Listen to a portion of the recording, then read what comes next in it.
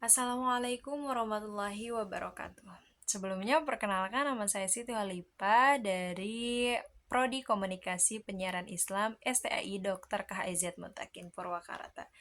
Di sini izinkan saya untuk mempresentasikan hasil UTS mata kuliah metodologi penelitian. Jadi, tugasnya di sini yaitu membuat proposal penelitian dengan satu bab.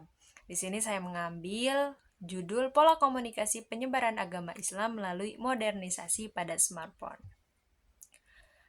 Di sini ada latar belakangnya.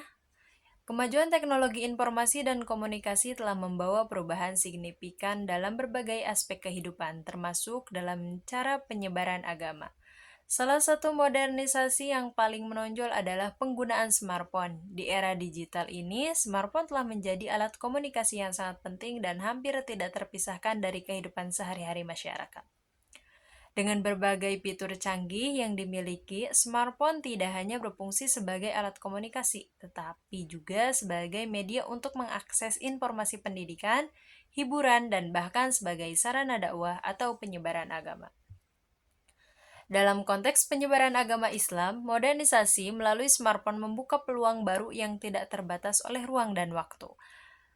Aplikasi-aplikasi Islami seperti Quran digital, aplikasi jadwal sholat, ceramah online, serta berbagai platform media sosial seperti YouTube, Instagram, dan WhatsApp telah menjadi media yang efektif untuk menyampaikan pesan-pesan dakwah kepada umat. Dakwah yang sebelumnya disampaikan melalui mimbar-mimbar di masjid, di majelis taklim, dan media cetak, kini diakses dengan mudah melalui smartphone. Fenomena ini menunjukkan adanya pergeseran pola komunikasi dakwah dari tradisional ke digital. Ustadz dan dai kini dapat menjangkau jamaah yang lebih luas dan beragam melalui konten-konten dakwah digital, live streaming ceramah, podcast Islami, serta konten edukatif dan inspiratif yang diunggah ke media sosial memungkinkan dakwah disampaikan secara interaktif dan menarik, khususnya bagi generasi milenial dan Gen Z yang sangat akrab dengan teknologi. Namun, modernisasi dakwah melalui smartphone juga menghadapi tantangan. Di satu sisi, kemudian akses informasi dapat membawa pengaruh positif dalam peningkatan pemahaman keagamaan. Di sisi lain, penyebaran informasi yang tidak valid atau hoaks tentang agama juga dapat terjadi, yang dapat menimbulkan misinterpretasi ajaran Islam.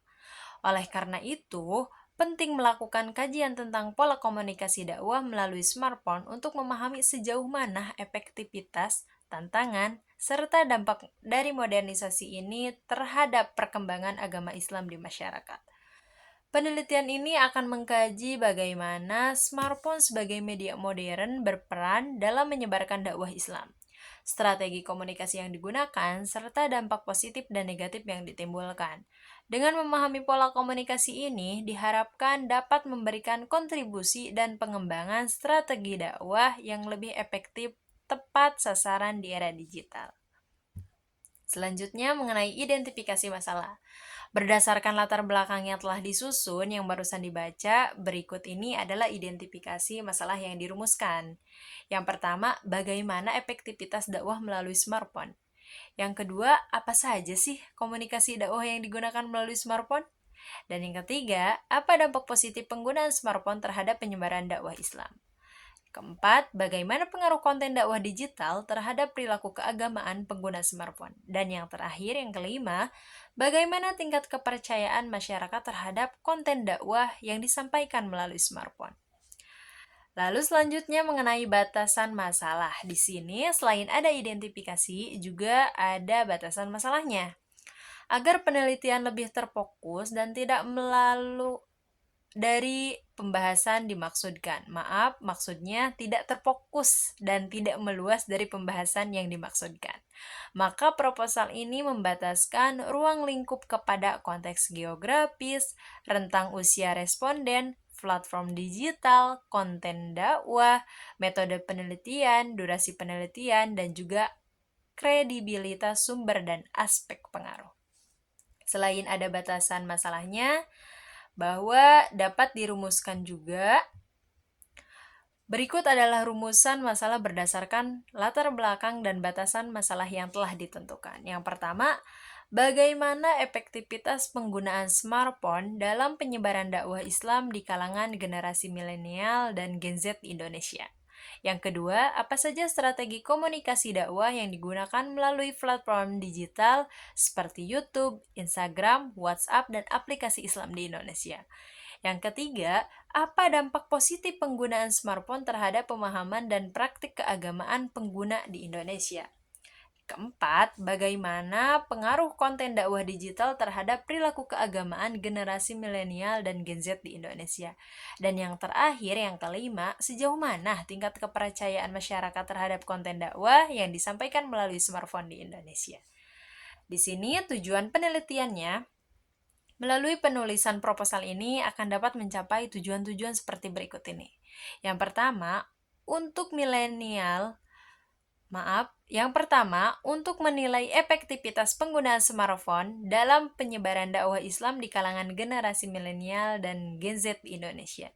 Yang kedua, dapat mengidentifikasi strategi komunikasi dakwah yang digunakan melalui platform digital seperti YouTube, Instagram, WhatsApp, dan aplikasi Islam di Indonesia. Yang ketiga, untuk menentukan dampak positif negatif penggunaan smartphone terhadap pemahaman dan praktik keagamaan pengguna di Indonesia.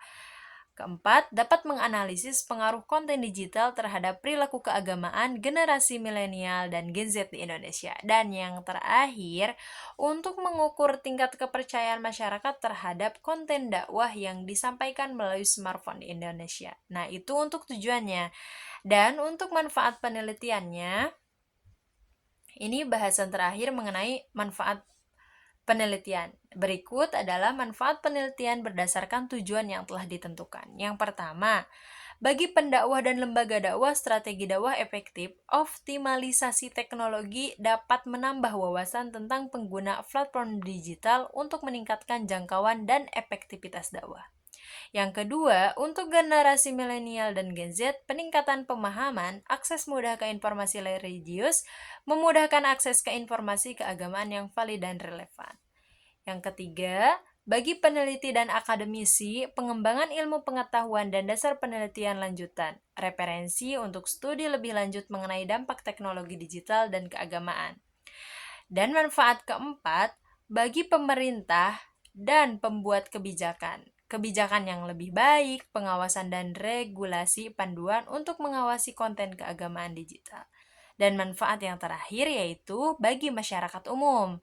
Literasi digital dan kepercayaan konten religius meningkatkan kepercayaan terhadap konten dakwah digital yang disampaikan melalui smartphone. Mungkin hanya itu yang dapat saya sampaikan, kurang lebihnya mohon dimaafkan. Terima kasih. Wassalamualaikum warahmatullahi wabarakatuh.